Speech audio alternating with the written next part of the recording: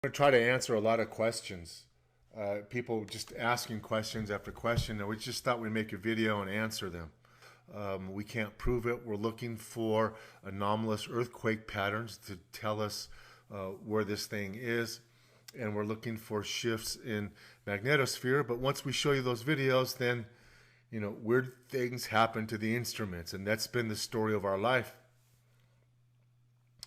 And it's very interesting that every time there's a transit of a planet, we see a comet associated with a transit.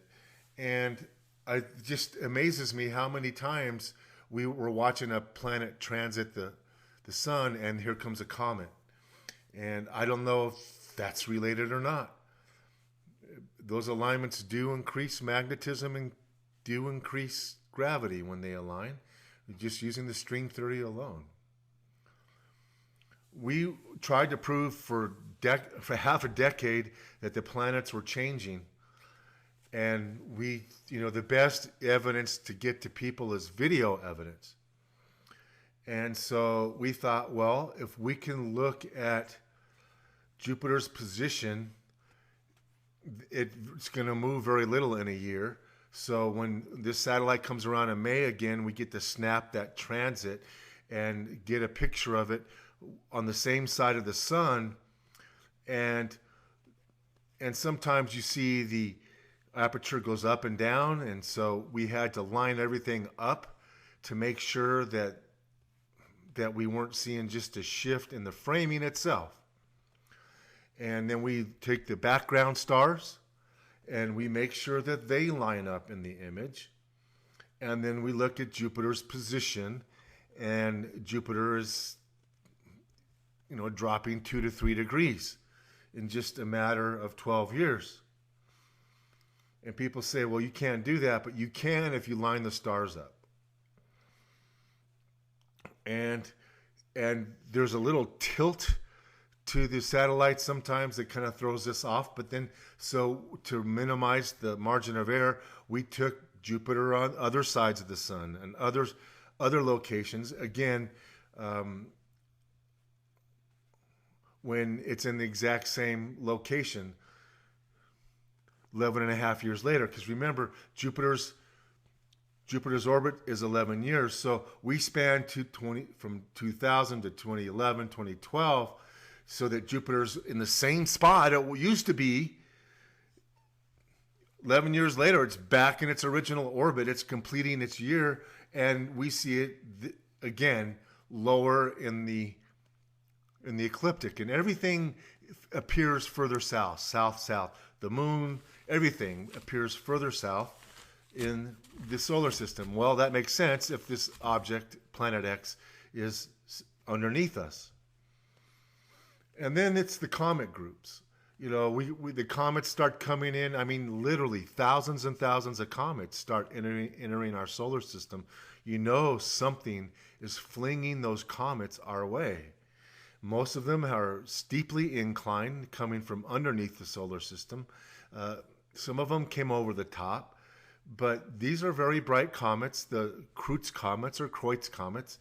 They've come in when Earth is in the relationship of the sun. In December is when these comets, that's that path that the comets come through. It's that area or region of space that they come in through. And I think it's kind of a unique coincidence that the helium focusing cone used to pretty much focus in the direction of those comets.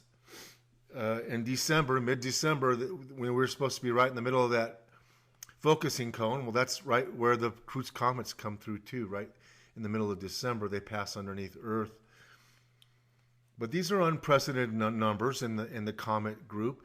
You hear everybody making excuses for them, but there is no excuse for them other than a large object slung them here. The grouping is so tight that we think the fragmentation occurred at the Kuiper belt, not at the Oort cloud, or maybe even inside the Kuiper belt, possibly as close as the asteroid belt. But these comets have been a show. they've been a show. It's part of this light show. But the really big ones, we haven't seen any huge ones since the passage of Ison.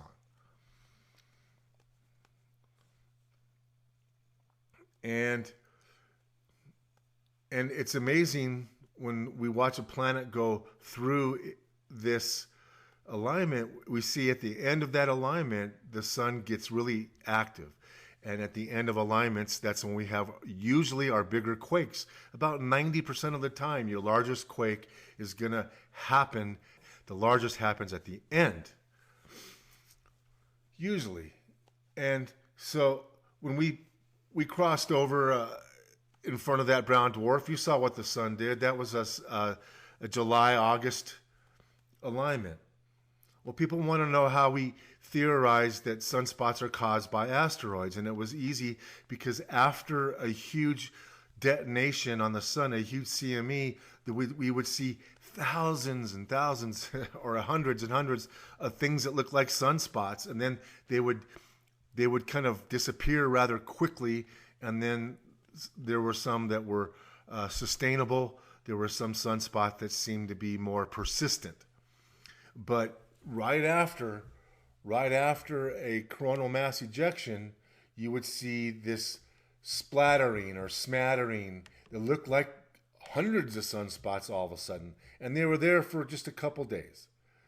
And so it's important then to think that we were seeing impacts of plasma falling back, and therefore we started our journey to see if sunspots were related to matter impacting the sun. And we came up with iron asteroids. And they happen on a cycle that's quite similar to the orbit of Jupiter. And Jupiter is notorious for grabbing onto things. So, and then we looked at the behavior of plasma on the sun, and we were starting to see flattened loops and twisting loops and figure 8 loops. And then we found out that, a simple electron loop can be twisted by an outside magnetic field. Hello? And then we're like, well, what about the astronomers? There's a lot of deep field astronomers out there that are onto this stuff, that know about Planet X. They've been searching about it and writing about it for decades and decades. They talked about it in the 80s when they were launching Voyager and Pioneer. So there'd be a lot of older guys that you would have to get rid of. And we did. We covered that not only were a lot of them dying, they were dying in teams. These people who work together. And so, and it wasn't just one place, they were everywhere. And even Hawaii has 3 or 4 now, the deceased astronomers. Many of them get run over on their bicycles. So that's kind of weird. And so it's with a whole lot of confidence that we've studied and tracked every single step of this brown dwarf. Every single footprint, every single symptom we have monitored. And those things that we use to monitor, well, they went down. Those are instruments that you and I pay for, by the way. So, and then we looked at, well, it's got to have solar wind. And that was when we first started seeing reversals, complete reversals in the magnetosphere. And those made a lot of attention. And so we looked for all of these symptoms, iron oxide dust, the X-rays, and then what Robert Harrington and other astronomers were doing. And Robert Harrington, chief of naval astronomy, mapped the orbit of Planet X. That's the one that we started using and following, because I'm not a chief of naval astronomy. And who am I to just categorically deny and reject his work for absolutely no reason without, evidence? And so every time we looked, all the evidence conformed to his model. And and especially the earthquake. But if there was a wind coming from Aquarius, which is no longer is coming from Aquarius, and this is how we're trying to figure out where the brown dwarf is by the speed of the coronal hole streams. You can see by this diagram, if Aquarius on the right, Leo on the left, right smack in the middle of Aquarius and Leo is where the Earth is in May, and on the other side of the sun in November. And those would be 90-degree alignments with Aquarius. In May, then, if the sun's wind was traveling towards Aquarius in a spiral fashion, it would slow down. And then in November, the sun's spiral wind would be going in the similar direction as the equatorial wind, or where we thought this brown dwarf was, and the wind would be faster.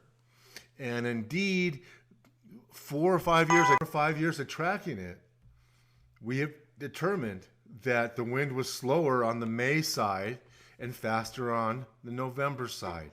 And it played out year after year. And the actual modulation, or the actual impact of that second wind, appeared to get stronger and stronger and stronger with each passing year, until it looked like it took that final dive underneath and kind of changed things up a bit. But we went through and showed you year after year, depending on whether it's May or November, how slow the wind became and how fast the wind became. And we kept doing that all the way through 2017. And then in 2017, we started to see little bits of a shift. But remember when people were reporting the 1,000,000-mile-per-hour wind? Well, that's about 1,000 kilometers a second, whatever. That was occurring on the November side of the sun. And we even looked at the behavior of the plasma and the looping in the wind. That only happens when we get resistance, and we're seeing some of that now. But it's short-lived and very quick. And so some of that resistance still could be coming from underneath. But when we had direct resistance, we saw these anomalies on the magnetosphere very, very pronounced, very symmetrical, very repetitive with the original loops. When they started coiling, they kept coiling. So we knew there was a second source of wind, or a second field. The magnetic field lines, the blue ones, those are running up and down, or they try to run up and down, were starting to get more and more jumbled and crossed and X'd, and it looked like the satellite might be measuring other magnetic field lines. And again, a lot of the patterns showed up periodically. Those blue lines did the same thing when they came around again a year later. They were doing the same things, and they ran more parallel on the November side. Well, that's because Planet X's wind was running in the same direction. And we showed you over and over each year, as we passed through November and passed through May, what the impact was on Earth. And it wasn't just the wind anomalies were repetitive, it was the earthquakes were repetitive too. So when you get on the November side, you can see the vectors all traveling in the same direction. Nice expanded tailstream. The blue vertical lines are running parallel to one another. There's no crossing, there's no looping, and the wind speed is pretty dang fast. And that pattern held out for 4 years, maybe even 5. But as it gets closer, we should start to see a change, because that thing is diving underneath. And in November, we started to see not parallel lines, but almost look like intersecting lines. Again, which should be predictable if you're just following Robert Harrington's model. This thing diving lower and getting closer, the angles should become tighter. So everywhere we looked, everything we did, every symptom we checked panned out to Robert Harrington's original orbital model of Planet X. And remember, he wrote an article, I think it was called The Location of Planet X. And in February, we would hit this pocket, but we had huge earthquakes in February. And then when we came out from behind the sun, we would seem to run into a very fast wind. Well, just like a wind over a ridge, the equatorial wind would be faster at certain portions of the sun. Wherever the sun was, or the wind would crest the curvature of the sun, would be where the wind would be traveling its fastest. It would be its closest approach. These particles to the sun would be traveling the fastest. So when we came out in March, we always would get slammed, and we were seeing reversals. And in fact, the very first reversal, 2011, happened during the month of the Fukushima earthquake. And the electrical potentials go crazy on the poles. We see extra tidal influences due to a 90-degree angle or approaching 90-degree angle. And then those magnetic field lines that are normally black cross one another and become closed field lines. And those blue vertical lines that are supposed to always be traveling from right to left started traveling from left to right. And we get a lot of ionization due to extra particles and particle interaction, and our magnetosphere, when March and April, would just go nuts. And we would have solar flares, earthquakes, in early March, and then into April. Also, we encountered a lot of fireballs coming around that side of the sun, and we coined the term spring fireballs. And now NASA uses the term spring fireballs. So we were onto it before mainstream was. But when the second solar wind coming from Aquarius is head on, it's pretty obvious. We get slow coronal holes, we get very tight looping and not fleeting looping. It's there a lot and repetitive. And when the wind travels in the same direction, we get very straight vectors and no crossing and no looping. So, and those became more and more obvious every year as this thing got closer.